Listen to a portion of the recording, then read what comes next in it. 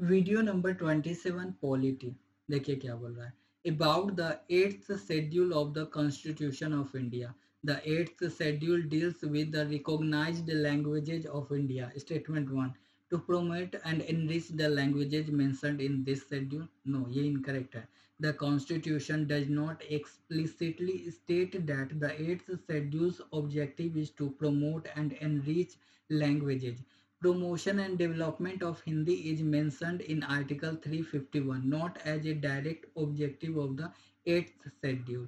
Therefore, statement 1 is not technically correct. क्या बोल रहा है? To promote and enrich the languages mentioned in this schedule, 8th schedule. No, ये गलत है. देखिए, the Constitution does not explicitly state that the 8th schedule's objective is to promote and enrich languages. Promotion and development of Hindi is mentioned in Article 351, not as a direct objective of the 8th schedule. Therefore, statement 1 is not technically correct. Next, to facilitate representation of members of scheduled language in official language commission।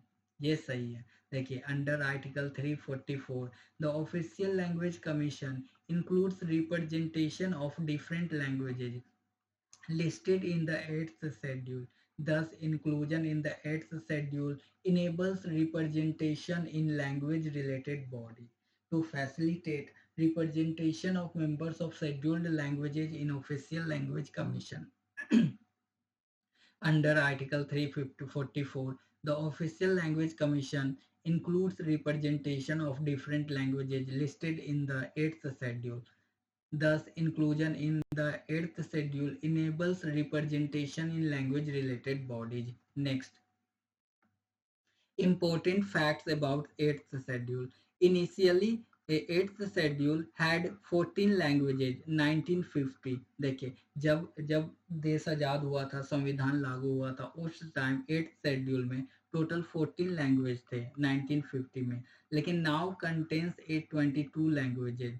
Latest edition 92nd constitutional amendment 2023 के द्वारा Bodo language को जोड़ा गया, Dogri language को जोड़ा गया, Maithili language को जोड़ा गया और संथाली लैंग्वेज को जोड़ा गया। देखिए, 8th schedule में initially had 14 languages till 1950. Now it contains 22 languages. Latest edition 92nd Constitutional Amendment 2023 के द्वारा बोडो लैंग्वेज को जोड़ा गया, डोगरी लैंग्वेज को जोड़ा गया, मैथिली लैंग्वेज को जोड़ा गया और संथाली लैंग्वेज को जोड़ा गया। नेक्स्ट देखें, 21st अमेंडमेंट 1967 के द्वारा सिंधी लैंग्वेज को जोड़ा गया था। 21st अमेंडमेंट 1967 के द्वारा सिंधी लैंग्वेज को जोड़ा गया था। 71st अमेंडमेंट 1992 के द्वारा कोंकणी, मणिपुरी एंड नेपाली को जोड़ा गया था। 71st अमेंडमेंट 1992 के द्वारा कोंकणी, मणिपुरी एंड नेपाली लैंग्वेज को जोड़ा गया था।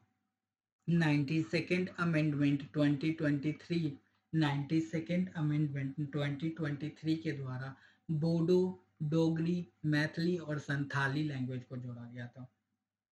लैंग्वेज रिलेटेड 3 अमेंडमेंट हुए थे। पहले जो स्टार्टिंग में थे 14 लैंग्वेज था, कब 1950 में। उसके बाद 8 लैंग्वेज जोड़ा गया। पहला लैंग्वेज 21st अमेंडमेंट 1967 में सिंधी लैंग्वेज जोड़ा गया। उसके बाद 3 लैंग्वेज जोड़ा गया 71st अमेंडमेंट 1992 के द्वारा, कोंकणी, मणिपुरी एंड नेपाली।